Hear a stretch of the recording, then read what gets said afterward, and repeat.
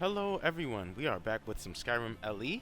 I went into the random section and found some interesting mods that I'll share with you today.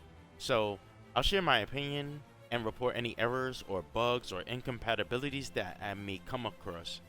So, I also want to say that I use console commands and add item quite a bit in this video to pass, the time. I wanted to save some time. So, let's get into this. The first mod I actually found by looking up Whiterun because I wanted to see if there was anything I could find to add or swap to the city. So I came across a mod called Whiterun Thieves Den, and this is going to place a Thieves Guild underground hideout in the Whiterun area. So it can be accessed from a trapdoor that is located behind the Bannered Mare. So this place was locked when I went there, and in order for me to get the key, you actually have to do a quest that involves Ulfrid Battleborn, and I actually had no idea that this quest existed in all my time of playing this game. Anyway, I didn't do this quest, I just used the console commands to open the trapdoor. The area has a nice interior with 3 levels, and there's a few NPCs in here. I believe there's one of every race, except I don't remember seeing an orc. So they are either followers or vendors, with a few of them just being generic NPCs that, don't do either. So they will use the in-game voices, none of them are custom voiced. And I want to say that I really like the layout of this place. It has all the essentials, including a free bed. So you also gotta love it anytime you get an extra enchanting table in Whiterun. So you gotta appreciate that. The place appears to be fully nav mesh, although I did see one NPC walk up some stairs and then he just kind of stood at the top and just didn't move for a while. So I didn't want to stand there and just wait for him to move. After a while, I just got bored seeing if he would like continue his package or whatever. It didn't seem like he did. And I also saw a big seam in one of the walls, and honestly, this really isn't a big deal, and it could be fixed with basic knowledge of the creation kit.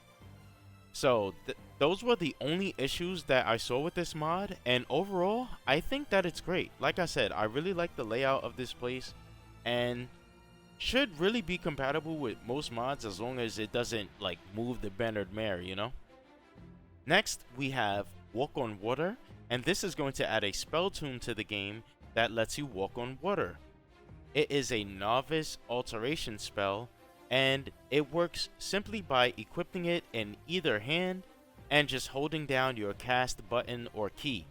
It costs 14 points of magic per second to use, and to better showcase this mod, I just activated God mode.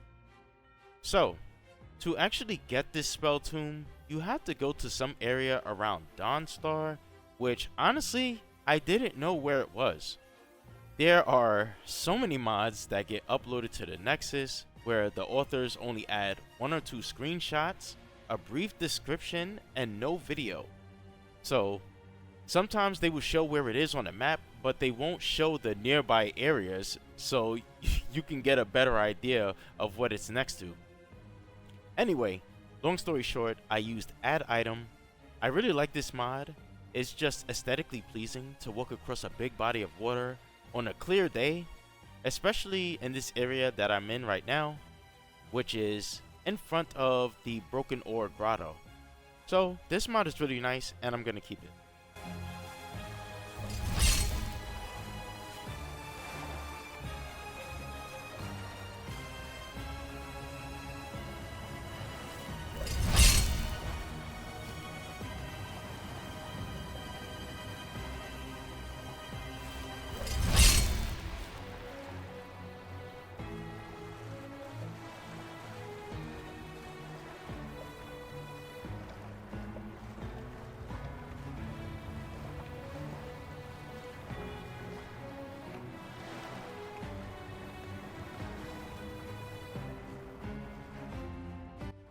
Next is the Rithing Sword, which is a backport from Special Edition.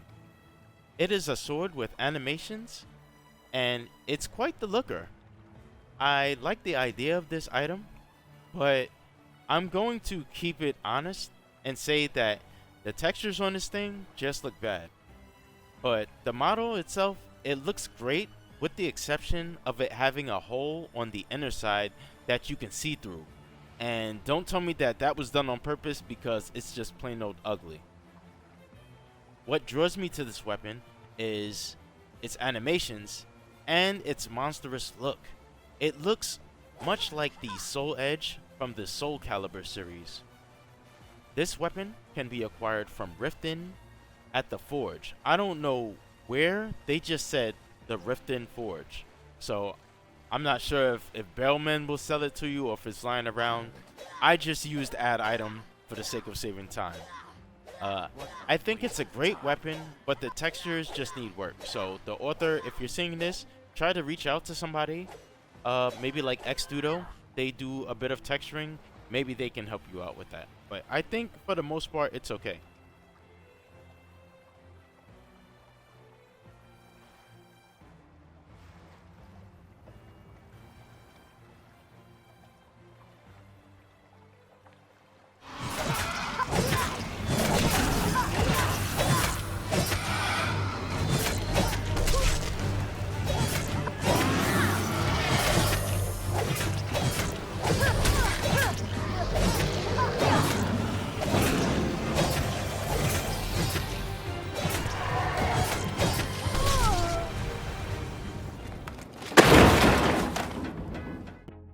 Next is an armor mod called the Forgotten Princess.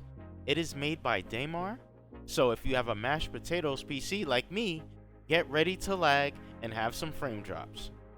Anyway, the mod is a bit naughty, so I'm not going to show off the chest area. I also think that the chest area could have come with like a breastplate. That would have made it a bit better, but that's just my opinion. I like the way they rigged the clothes. The rigging and animating is just so hard to do, so I respect the work that was put into this. What I love most about this mod, outside of the rigging and how it flows and how well animated it is the stockings. I really like the stockings and the wolf decal on the right shoulder. With this armor, it's just so taxing on my system, so I can't keep it. And also, I'm saying I don't care, man. 500 megabytes is just way too much for one armor, especially if it only has one color. I don't care if you have a 1080 or a 480. Alright, that's going to do it for me, everyone. Thank you for watching. All of these mods I have gotten from the Nexus. I will provide the links in the description below so you can try them yourself. And as always, take care of yourselves, and I will see you in the next video.